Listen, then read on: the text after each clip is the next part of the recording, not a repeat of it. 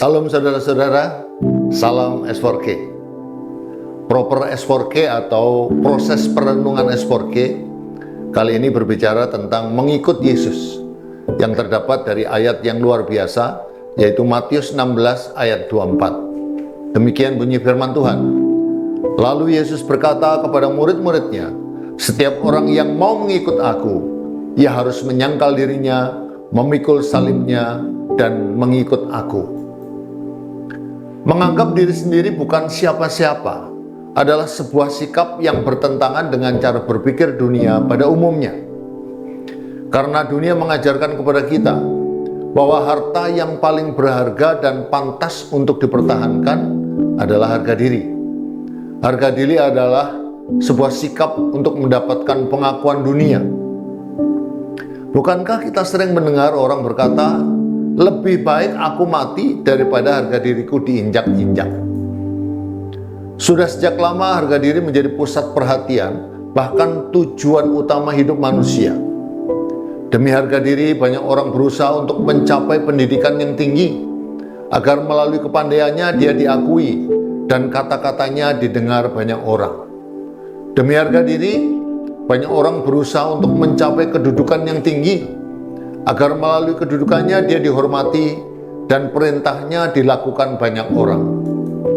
Demi harga diri, banyak orang berusaha mencapai kekayaan yang berlimpah dengan mengambil semua yang ditawarkan oleh dunia ini, agar supaya dapat menaklukkan banyak orang. Harga diri berpusat pada keakuan seseorang. Sementara Yesus mengajarkan untuk menjadi pengikutnya kita harus menyangkal diri.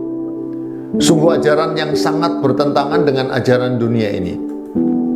Ternyata mengikut Yesus itu tidak mudah, karena mengubah kebiasaan kita yang cenderung menerima ajaran hikmat dunia menjadi ikut apa yang Tuhan inginkan butuh pengorbanan, bahkan penderitaan yang tidak sedikit.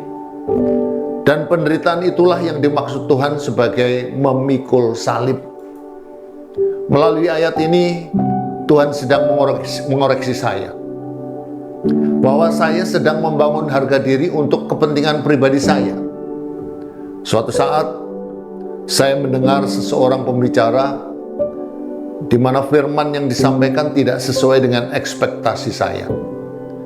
Ketika firman itu disampaikan, saya seperti menjadi orang bodoh. Lalu tergeraklah keinginan saya untuk menjadi lebih baik dari pembicara itu. Saya mulai membeli banyak buku rohani, dan semua buku yang dibaca mahasiswa teologi berusaha saya beli dan baca. Bukan hanya itu, banyak jurnal para doktor teologi Kristen saya baca. Apa dampaknya buat saya? Saya menjadi ahli dalam mengomentari pelayan firman. Isi dari firman yang disampaikan saya kritisi. Bahkan cara menyampaikannya tidak luput dari komentar saya. Saya mulai membanding-bandingkan antara pendeta satu dengan pendeta yang lainnya. Saya menjadi seperti orang hebat, tahu segalanya tentang Tuhan, tapi tidak berdampak apa-apa terhadap perubahan yang diharapkan Tuhan. Karena terlalu sibuk menilai pelayan firman, maka telinga saya tertutup mendengar suara Tuhan. Padahal itu yang terpenting dalam pelayanan firman, di mana kita memerlukan firman sebagai arahan Tuhan dalam menjalani proses perjalanan menuju surga yang sudah menjadi milik kita. Firman Tuhan dalam Matius 16 ayat 24 sedang menunjukkan kalau sebagian dari keberadaan saya ada dalam lorong yang gelap. Dan melalui firman ini Tuhan sedang memanggil saya untuk keluar dari kegelapan itu. Tuhan memberi kekuatan kepada saya untuk menyadari bahwa usaha saya untuk mempelajari firman melalui banyak membaca buku supaya terlihat hebat adalah tindakan yang bodoh.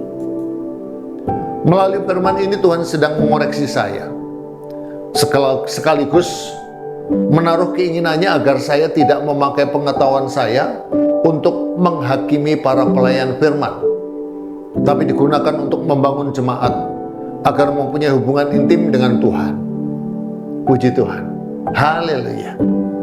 Dengan pertolongan Tuhan saya dimampukan untuk keluar dari kegelapan kepada terangnya yang ajaib. Saya mulai menghargai pelayan firman, siapapun dia. Tidak lagi mengkritik dan mengomentari cara dia berkhotbah, tapi berusaha menikmati keintiman bersama Tuhan. Karena bagi saya bukan karena seseorang yang menyampaikan firman yang mengubahkan hidup saya, tetapi Roh Kuduslah yang memberi hikmat, yang selalu mengajari dan mengarahkan hidup saya. Saya siap diproses Tuhan melalui penyangkalan diri dan pikul salib untuk menjadi pengikut Yesus.